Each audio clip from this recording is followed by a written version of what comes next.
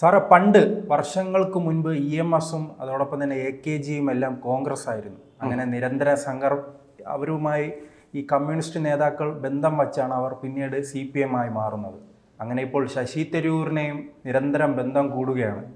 അദ്ദേഹം ഇനി CPMലേക്ക് പോകുമോ? ഇപ്പോൾ അതിൻ്റെ ഭാഗമായി DYFI നേതാക്കൾ ഇദ്ദേഹത്തിൻ്റെ ഡൽഹിയിലെ വസതിയിലെത്തി ഒരു പരിപാടിക്ക് ക്ഷണിച്ചിട്ടുണ്ട്. ആ ക്ഷണം അദ്ദേഹം സ്വീകരിച്ചിട്ടുണ്ട്. പ്രത്യേകിച്ച് ക്ഷണിച്ചത് ഏറ്റവും പ്രധാനപ്പെട്ട ഒരാളാണ്, റഹീമാണ്, MP ആണ്. അങ്ങനെ ആ MPയുടെ ക്ഷണത്തെ എങ്ങനെ നോക്കിക്കാണുന്നു? ഇവിടെ ക്ഷണത്തെ ഞാൻ ഭയത്തോടു കൂടിയാണ് നോക്കിക്കാണുന്നത്. കാരണം ക്ഷണിച്ചത് ആണോ കഷണിച്ചതാണോ എന്നുള്ളത് നമുക്ക് അദ്ദേഹം മലയാളം അത്ര വശമില്ല ശശി തരൂരിന്. അദ്ദേഹത്തിന് 14 ഭാഷകൾ അറിയാവുന്ന പോളിഗ്ലോട്ടാണ്.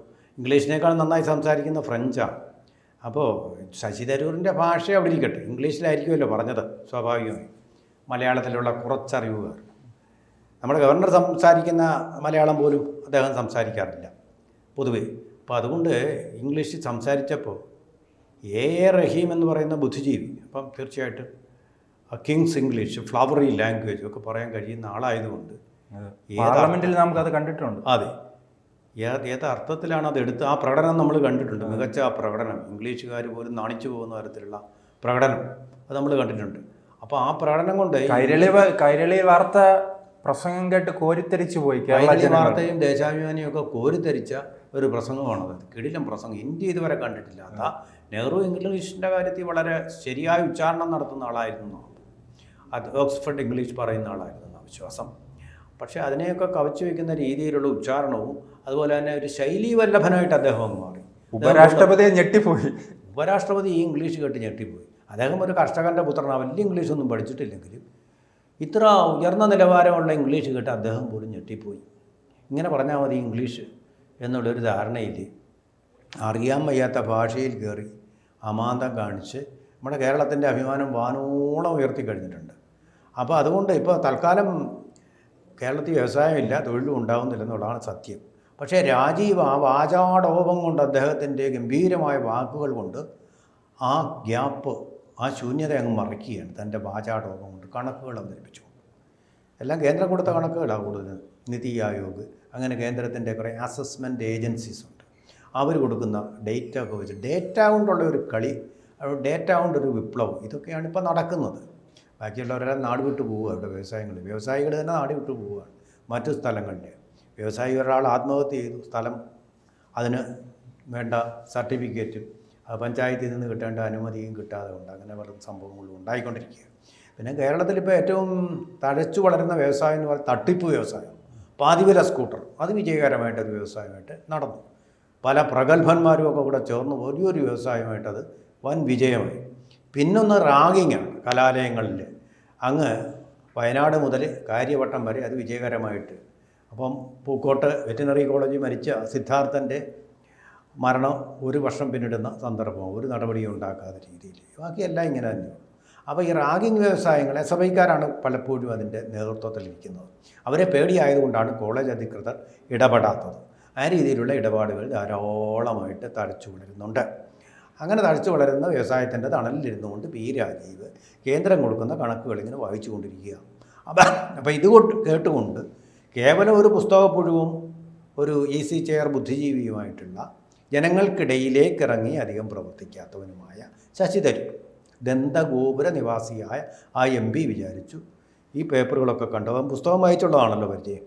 ഇവിടെ ഭയങ്കരമായിട്ട് വ്യവസായം അങ്ങ് തഴച്ചു വളരുകയാണ് ചുറ്റും.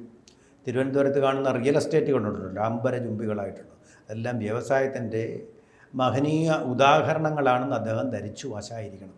അപ്പോൾ രാജീവിനെയും കേരളത്തിൻ്റെ വ്യവസായ നയത്തെയും അങ്ങോട്ടങ്ങ് പുകഴ്ത്താൻ തുടങ്ങി. ഈസ് ഓഫ് ഡൂയിങ് ബിസിനസ് ഉണ്ട് കേരളത്തിൽ എന്നൊക്കെ എഴുത്തിലൂടെയാണല്ലോ കാര്യം മനസ്സിലാക്കുന്നത്, അല്ലാതെ ഫീൽഡിൽ ഇറങ്ങിയല്ലോ. ഫയലിലൂടെ കാര്യങ്ങൾ മനസ്സിലാക്കുക, വയലിലൂടെയല്ല.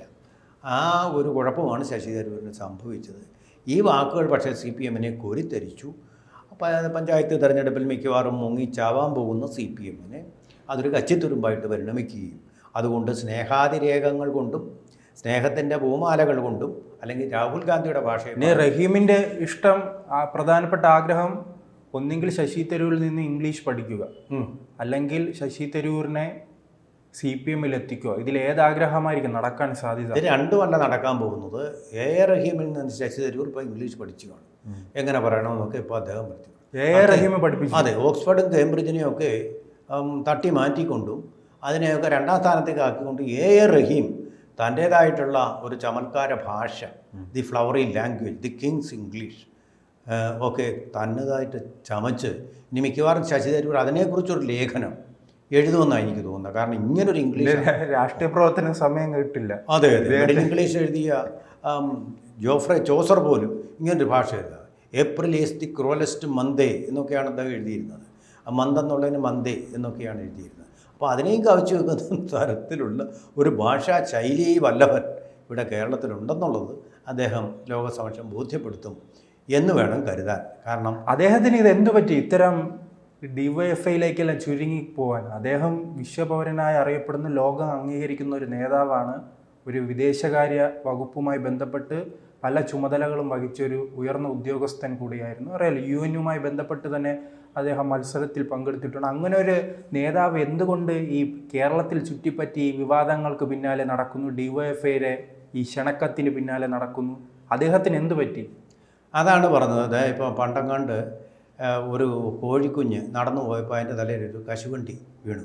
കശുവണ്ടി അത് വീണപ്പോൾ ആകാശം ഇടിഞ്ഞ് വീണതാണെന്ന് വിചാരിച്ച് മറ്റു കോഴികളെ എല്ലാം കൂട്ടിക്കൊണ്ട് പോയപ്പോൾ വഴിക്കൊരു കുറുക്കനെ കണ്ടു. കുറുക്കൻ പറഞ്ഞു, അയ്യോ ഇടിഞ്ഞു വീഴും, അതുകൊണ്ട് കാര്യം എനിക്കൊരു മാളമുണ്ട്, ആ മാളത്തിലോട്ട് പോകാൻ നമുക്കെല്ലാം സുരക്ഷിതം.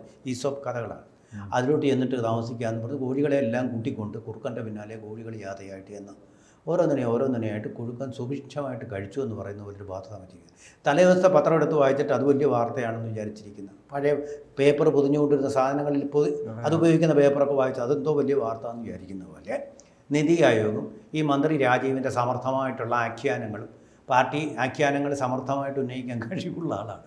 3 ലക്ഷം വ്യവസായങ്ങൾ എന്നൊക്കെ തട്ടിവിടുക, ഈ ഒരൊറ്റ തൊഴിൽ പോലും കൂടാതെ. എനിക്ക് തോന്നണേ ഇദ്ദേഹത്തിന് കേരളത്തെക്കുറിച്ച് ധാരണയില്ല. ഇനി കന്യാകുമാരിക്ക് അപ്പുറം ഇദ്ദേഹത്തിന്റെ മണ്ഡലം തിരുവനന്തപുരമാണല്ലോ.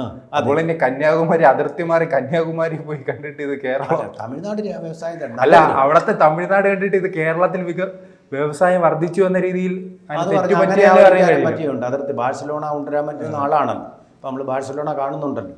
അപ്പോൾ അതുകൊണ്ട് അങ്ങനെ എന്തൊക്കെയോ ഈ പുസ്തകത്തിൽ കൂടി മാത്രം രാഷ്ട്രീയം കാണുന്ന ആൾക്കാർക്ക് പറ്റുന്ന ഗ്രൗണ്ട് റിയാലിറ്റീസ് കാണാതിരിക്കുക എന്നൊരു ദോഷം അദ്ദേഹത്തിനുണ്ട്. അതിൻ്റെ ഫലമാണ്. അതിൽ മിടുക്കനായിരുന്നു രാജീവ് ചന്ദ്രശേഖർ.